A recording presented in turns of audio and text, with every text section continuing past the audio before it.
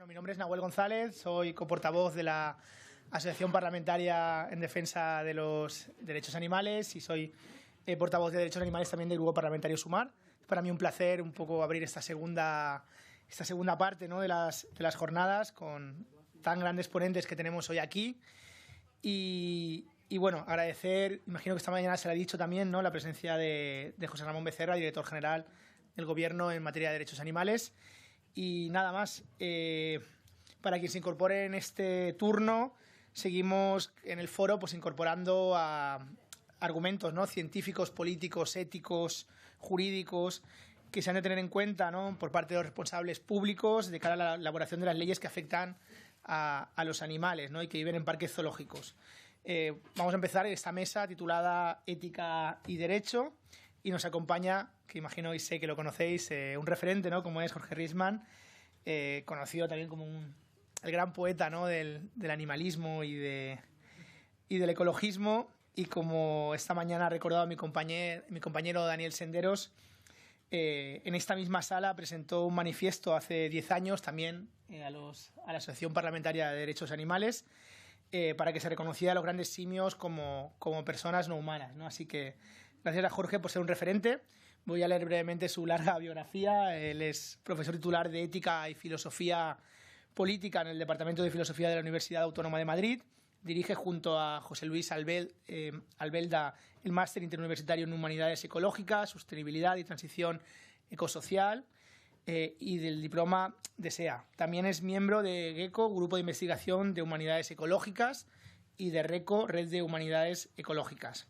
Hoy Jorge nos va a hablar del título que tiene la ponencia, de grandes simios y seres humanos en la crisis ecosocial, algunas consideraciones éticas. Así que nada, sin más, muchas gracias Jorge por estar aquí. Estoy seguro que vamos a aprender mucho. Gracias, Nahuel. Muchas gracias, Nahuel, y bueno, y gracias a todas las asistentes y sobre todo a quienes han podido organizar este encuentro necesario, ¿no? Ya las dos ponencias de por la mañana pues han sido muy ricas e inspiradoras ambas. Ojalá que podamos aportar también alguna cosa más. Proponía partir para una reflexión breve de la Declaración Universal de los Derechos Humanos, ¿no?, en 1948. Quizá tiene especial sentido porque aunque tendemos a dar por sentado que este es como el marco dentro del cual nos situamos, pues está lejos de ser así, por desgracia, ¿no? Estamos asistiendo, ¿no?, en estos últimos años a un cuestionamiento creciente, ¿no?, de ese marco, que es insuficiente de por sí, y sin embargo también se ve amenazado, ¿no? Era muy impresionante en estos días pasados ver ese momento, ¿no?, del embajador de Israel metiendo en la trituradora del papel el documento fundacional de Naciones Unidas, y por otro lado pues no tengo seguramente que insistir demasiado en que el avance de las ultraderechas ahora mismo en todas partes está sometiendo, ¿no?, a una operación de debilitamiento, acoso a este marco. Y aún así es un marco, claro, que se nos queda corto. Necesitaríamos ir bastante más allá, ¿no? Hubo una iniciativa hace unos años, no sé si le prestasteis atención, en 2015, ¿no?, en Francia, ¿no?, el presidente entonces de la República, François Hollande, encarga a una diputada europea que redacte, ¿no?, un equipo que ella coordinó, una declaración no ya de los derechos humanos, ¿no?, de los seres humanos individuales, podríamos decir, sino de los derechos de la humanidad, ¿no? Y decía el encargo aquel, colocando los derechos de la humanidad, es decir, el derecho para todos los habitantes de la Tierra a vivir en un mundo en el que la irresponsabilidad del presente no comprometa el futuro. Esta propuesta, bueno, aquí la resumo brevemente, pretendía establecer conexiones, tender puentes entre dos mundos que habría que pensar juntos, ¿no?, ecología y derechos humanos, ¿no? Era una iniciativa interesante que ha tenido cierto recorrido y acabó formulándose, ¿no?, en un texto que incluye como 4 principios, 6 derechos y 6 deberes, ¿no?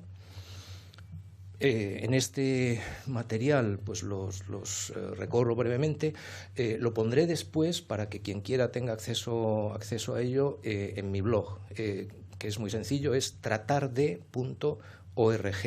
El blog se llama Tratar de comprender, tratar de ayudar. Entonces en tratarde.org después pondré, porque va a haber algunas partes de esta presentación por las cuales voy a pasar bastante rápido, ¿no? Entonces estos 4 principios pues se referían en primer lugar a la responsabilidad, equidad y solidaridad intrageneracional e intergeneracional, ¿no? Estos derechos de la humanidad, esta especie de derechos ecológicos, son como derechos de la familia humana, incluyendo la cuestión intergeneracional, ¿no? Las generaciones futuras en un papel bastante destacado, ¿no? Entonces seguían refiriéndose a un principio de dignidad de la humanidad y de sus miembros, un principio de continuidad de la existencia de la humanidad, ¿no? Preservación de las condiciones de habitabilidad de la Tierra. Formulaban después un cuarto principio de no discriminación generacional. Nosotros ahora estamos viviendo, de hecho, fácticamente, como si fuéramos la última o la penúltima generación sobre la Tierra, ¿no? Estamos destruyendo de manera muy consciente esa posibilidad de justicia intergeneracional, ¿no? Este era el cuarto principio. Y luego venían, pues formulaban 6 derechos, ¿no? Vivir en un ambiente sano y ecológicamente sostenible, un desarrollo responsable y sostenible, la protección del patrimonio común, natural y cultural, el derecho a la paz y también el derecho a la libre elección para determinar su destino, ¿no? Esto seguro que no tengo que explicarlo, pues tiene mucha complicación, ¿no? Ya la libre elección para determinar nuestro destino como humanidad pues daría para varios tratados para llegar seguramente a la conclusión de que en realidad no podemos determinar libremente nuestro destino. Pero bueno, ese es otro asunto, ¿no? Y luego, por último, se formulaban 6 deberes hacia la humanidad. Asegurar el respeto de los derechos de la humanidad, así como de todas las especies vivas. Fijaos que aquí aparecen, en este punto en concreto, ¿no?, esa referencia a todas las especies vivas, algo que desborda el marco antropocéntrico, que es desde el que está formulado esta Declaración de los Derechos de la Humanidad, ¿no? Luego se alude al legado común en términos de recursos, equilibrios ecológicos, patrimonio natural, preservar la atmósfera y el equilibrio climático y prevenir los desplazamientos de personas motivados por factores ambientales, orientar el progreso científico-técnico hacia la preservación y salud de la especie humana y de las otras especies. También aparece ahí algo que desborda un poquitín, no mucho, pero el marco antropocéntrico desde el cual está formulado esto, ¿no? Tomar en cuenta las previsiones de futuro, y luego los Estados tienen el deber de garantizar que estos principios, derechos y deberes se cumplan, ¿no?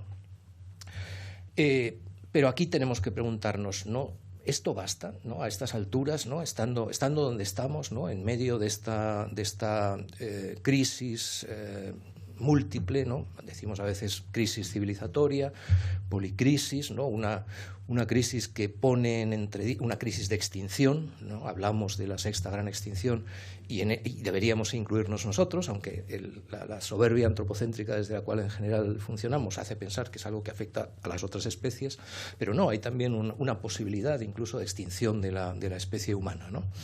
Hace pocos días, la semana pasada, James Hansen, a quien yo en broma llamo a veces el climatólogo en jefe del planeta Tierra, ¿no?, por el papel destacadísimo que ha desempeñado durante varios decenios en la ciencia del clima y las ciencias de la Tierra, dio ya por hecho que estábamos ya en 1,5 grados por encima de las temperaturas preindustriales. O sea, hemos llegado ya a ese límite del Acuerdo de París de 2015 y seguimos.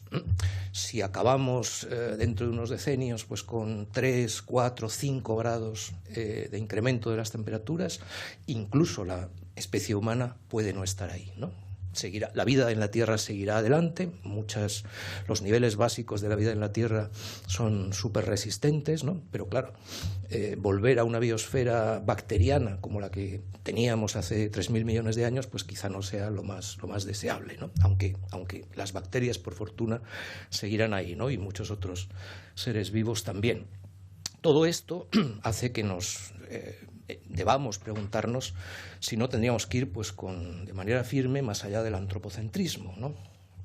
Sabemos que el trato que dispensamos a los animales no humanos plantea problemas éticos graves. Estamos también dentro de un marco normativo, ¿no?, con normas morales y con reglas jurídicas que va orientando el trato que dispensamos a estos otros animales, pero claro, son reglas muy diferentes que las que regulan nuestro trato con otros seres humanos, ¿no? Por eso hablamos a veces de una doble moral y de un doble derecho en este ámbito, ¿no?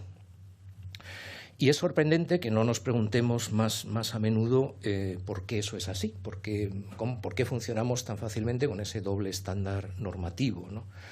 Claro, la razón principal es ese supuesto básico en nuestra cultura de que nosotros somos algo que está muy separado y muy por encima de todos los demás seres vivos, ¿no? Esa tesis de la diferencia antropológica que postula pues, como una brecha, un abismo infranqueable entre los seres humanos y los otros animales. Esto, bueno, sabemos cómo se ha ido formando, ¿no?, esa idea, ¿no?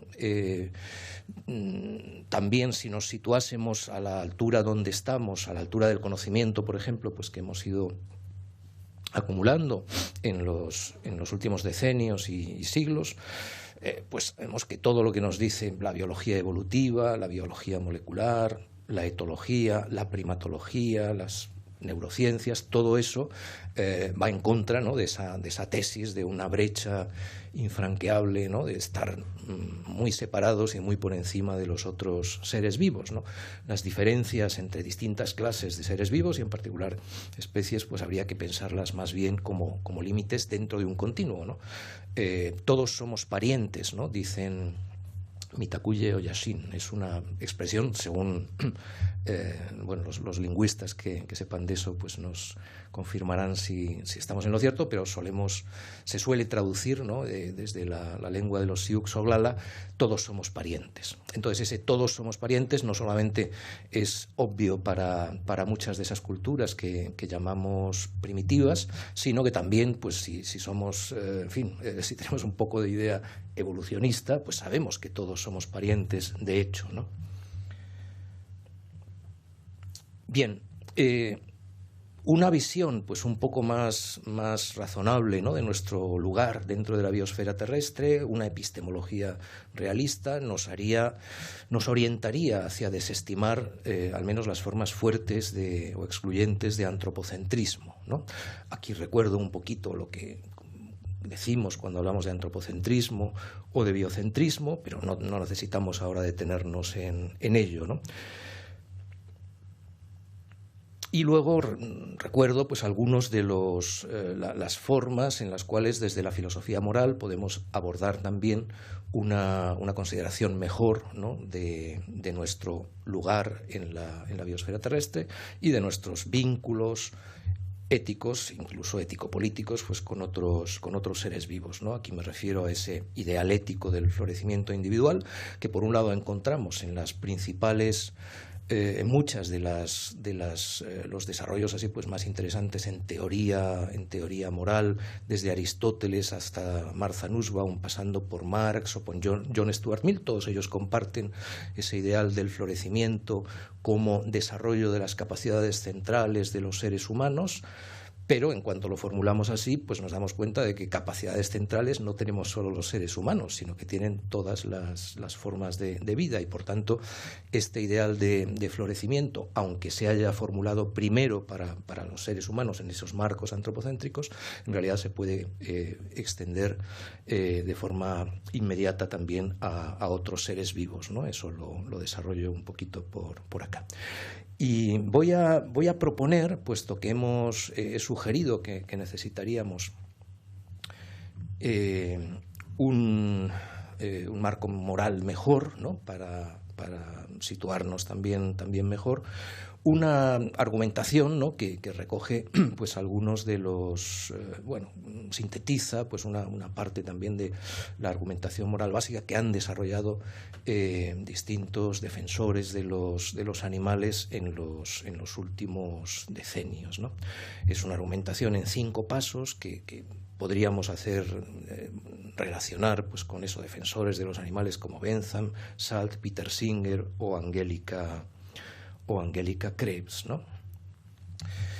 Primer paso, los criterios intersubjetivos que aplicamos para atribuir capacidad sensitiva a otros seres humanos son también aplicables a los animales, o al menos a muchos animales. Por no complicarnos la vida, no nos ponemos a detallar pues cuáles pueden ser las capacidades sensitivas de los insectos, ¿no? Pero nos basta, en realidad, para lo que quiero mostrar aquí, saber que al menos pues todos los mamíferos, todas las aves y seguro que muchas clases más de animales, pues tienen también esta misma capacidad sensitiva. Es decir, los animales son seres sintientes, ¿no? Y si no dudamos que nuestro prójimo humano sea un ser sintiente, tendríamos que ser pues como solipsistas extremos, ¿no? Para pensar que solamente yo tengo conciencia de que existo y los demás pueden ser todos zombies, con que un dios malvado, ¿no? Un demiurgo malvado está intentando engañarme. Si no pongo eso en duda, tampoco puedo poner en duda, ¿no? Que la orangutana Sandra o los otros primos cercanos que evocábamos esta mañana, es también un ser sintiente, ¿no? En segundo lugar, en las sensaciones, ¿no? Al contrario que en las simples percepciones, siempre está un momento de valoración, positiva o negativa. En cuanto a seres sintientes, casi todo nos llega, prácticamente todo, con un más o con un menos, ¿no? Todas las sensaciones son agradables o desagradables, ¿no? Las sensaciones neutras prácticamente no existen. Y por eso, para todos los seres que pueden tener sensaciones, para todos los seres sintientes, tiene sentido hablar de una calidad de vida subjetiva. Su vida, nuestra vida, puede ser mejor o peor para nosotros mismos. En tercer lugar, decimos algo parecido a esto, ¿no? Este tercer paso se podría formular en términos un poco diferentes, pero la idea de base es la siguiente, ¿no? Alguien vive éticamente o vive en perspectiva moral cuando, decimos desde la cultura dominante, quien concede la misma importancia a la vida buena de todos los seres humanos, ¿no? Con eso nos situaríamos en 1948, ¿no? En la Declaración Universal de los Derechos Humanos, ¿no? Que ahora está siendo también cuestionada. Para no aceptar esto, pues efectivamente tiene uno que ser nazi prácticamente, ¿no? O sea, tenemos que pensar que hay seres humanos de primera y de segunda y quizá de tercera categoría. Si no es así, pues decimos que vive en perspectiva moral quien concede la misma importancia a la vida buena de todos los seres humanos.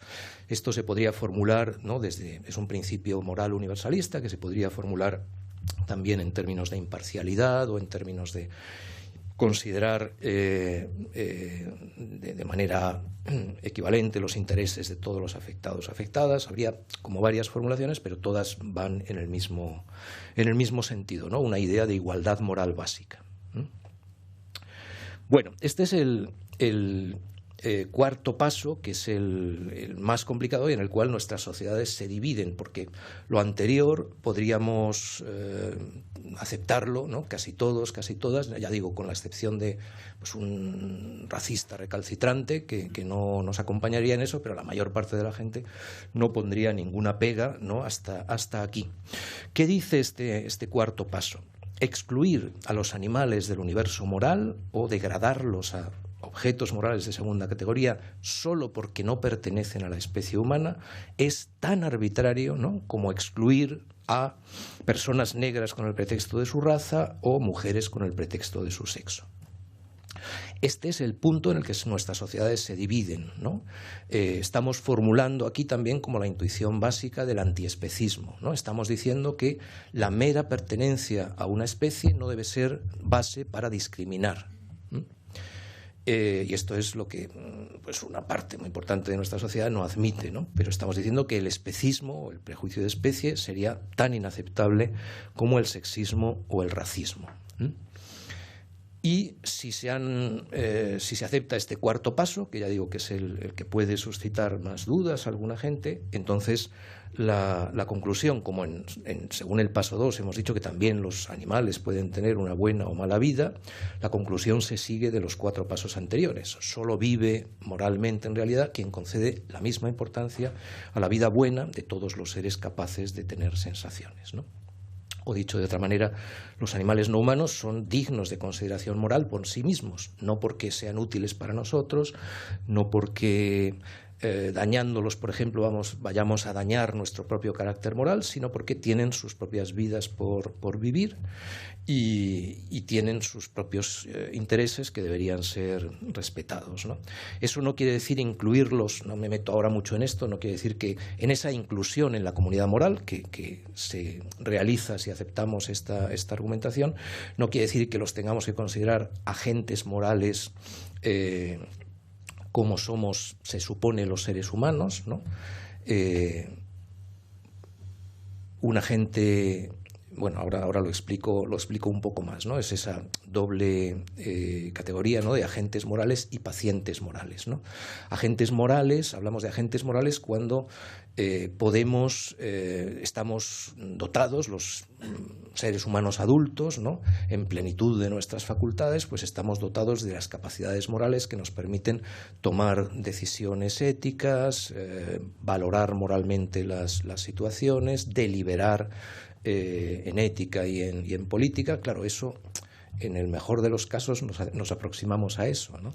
Pero no son tampoco agentes morales los niños pequeños, ¿no? Una bebé pues tiene que desarrollarse hasta llegar a ser un agente moral y, sin embargo, no se nos ocurre situarla fuera de la comunidad moral. Es un paciente moral, igual que lo serían, si aceptamos esta argumentación, los otros animales no humanos. El paso que se puede criticar, o el paso en el que se pueden dividir las opiniones, es el cuarto, ¿no? Y por eso quizá conviene explicitar un poquito el principio moral que lo justifica, ¿no? Nos podemos remitir ahí a lo que llamamos a veces, ¿no?, en filosofía jurídica o moral o política, la regla formal de justicia. Tratar igual a los seres que pertenecen a una misma categoría. Eso casi todos lo aceptaremos, porque la dificultad viene cuando se trata de especificar qué seres pertenecen o no a la misma categoría. Esos serían los criterios materiales de justicia que necesitamos añadir a la regla formal de justicia. ¿Cuál sería el criterio material de justicia que está detrás, ¿no?, de ese cuarto paso antiespecista que he señalado? No existen diferencias moralmente relevantes que justifiquen un trato diferente a seres que tienen capacidades sensoriales, intelectuales y emocionales semejantes. Si tienen ese tipo de capacidades similares, aunque pertenezcan a distintas especies, no estará justificado un trato diferente.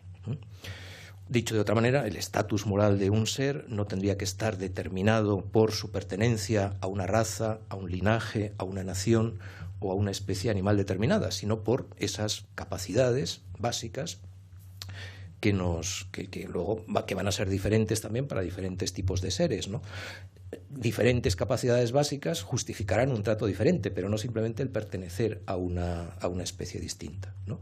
Los murciélagos tienen capacidades de colocación que nosotros no tenemos. Eso quiere decir que tienen formas de vida buena que son diferentes de las nuestras, pero el que la vida sea buena o peor, buena o mala para el propio murciélago, es lo que estamos reconociendo y diciendo que simplemente por el hecho de ser murciélago pues no vamos a por ejemplo, infligirle tortura, ¿no? Simplemente por el hecho de ser murciélago, pues no está justificado. Bueno, aquí sería interesante, ¿no?, para ampliar un poquito la perspectiva desde la cual vemos todo esto, recapacitar que, aunque ahora seamos una sola especie humana y una sola especie además muy homogénea, aunque antes he hablado de razas, por ejemplo, en fin, hacemos eso en términos informales, pero en términos biológicos no hay razas de seres humanos, porque somos, por cuál ha sido nuestra historia evolutiva, resulta que somos una especie súper homogénea, ¿no?, en todos sus especímenes.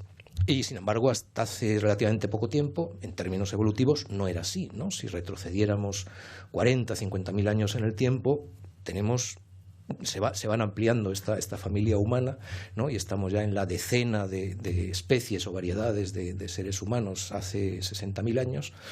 Ahí también la paleoantropología pues ha ido aportando cosas muy interesantes en los últimos años, ¿no? Se van añadiendo constantemente miembros a esa familia, ¿no? Solo en 2021 pues el Homo longi y el Homo de Neser Ramla, por ejemplo. Bien. Aquí recuerdo esto de los agentes morales y de los pacientes morales, ¿no? No nos hace falta ahora tanto la definición formal como el criterio práctico. El criterio práctico para distinguir a los agentes morales de los otros seres, ¿no? Algunos de los cuales eran pacientes morales, es el de pedir o no responsabilidades, ¿no? Pedimos responsabilidades solo a los agentes morales. No lo hacemos con otras clases de seres, ¿no? Ese es el criterio práctico.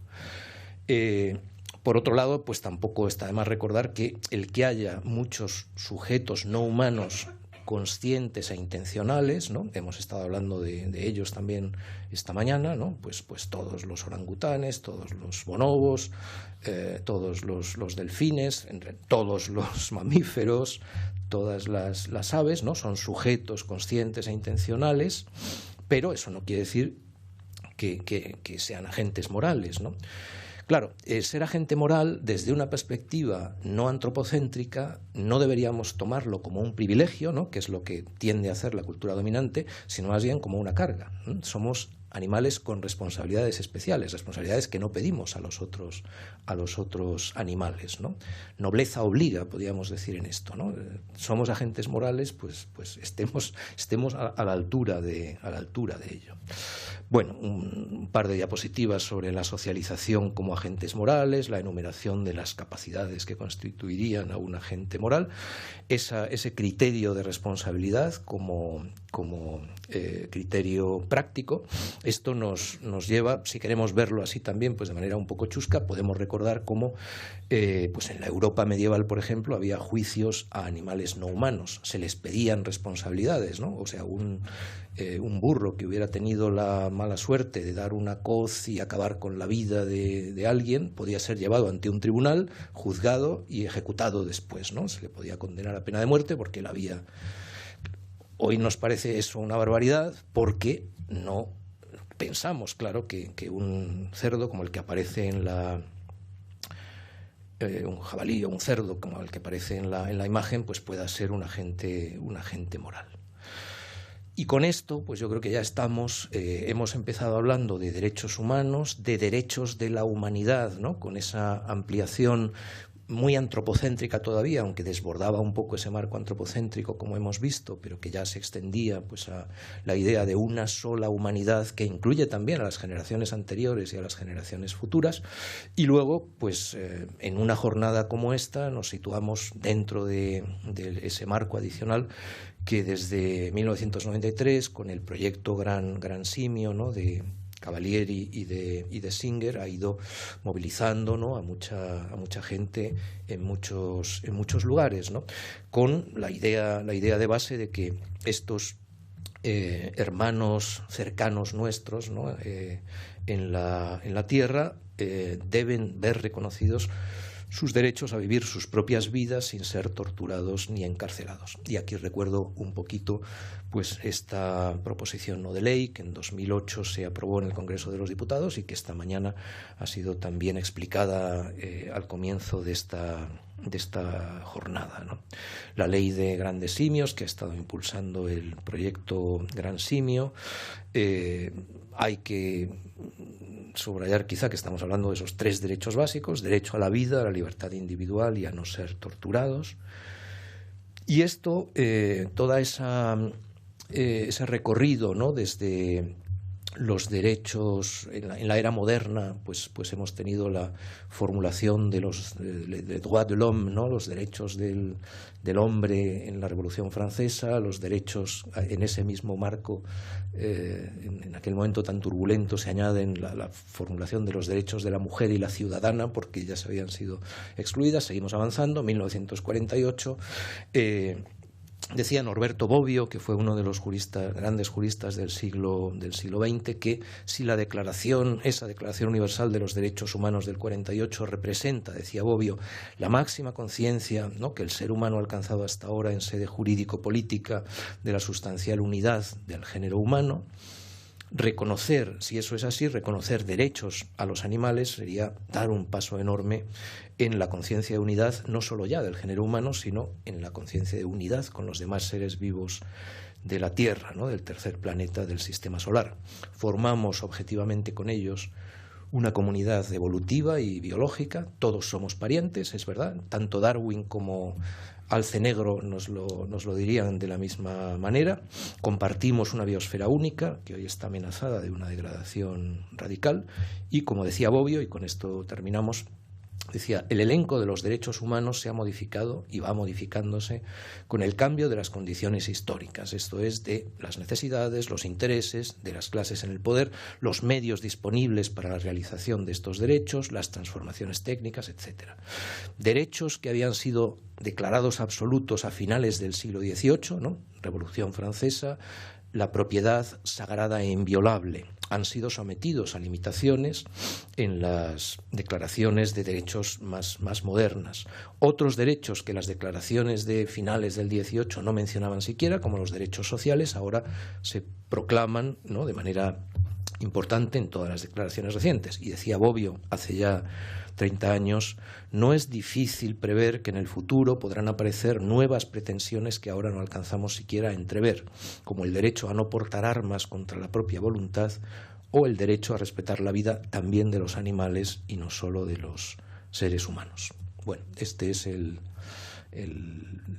panorama pues que me gustaría haber desplegado, ¿no?, para que nos situásemos un poco en el lugar donde deberíamos estar, creo, a finales en este todavía pues primera, cuarta parte del siglo XXI, que yo llamo el siglo de la gran prueba. Y luego hay algunas consideraciones adicionales, pero que ahora no vale, vamos, en las cuales ahora no me voy a detener. Bien, y al final pues unas líneas de Jane Goodall, ¿no? La crueldad es el peor de los pecados humanos, decía ella. Una vez aceptamos que una criatura viva tiene sentimientos y siente dolor, si con conocimiento de causa y deliberadamente la hacemos sufrir, somos igual de culpables. Sea humana o animal, nos embrutecemos a nosotros mismos.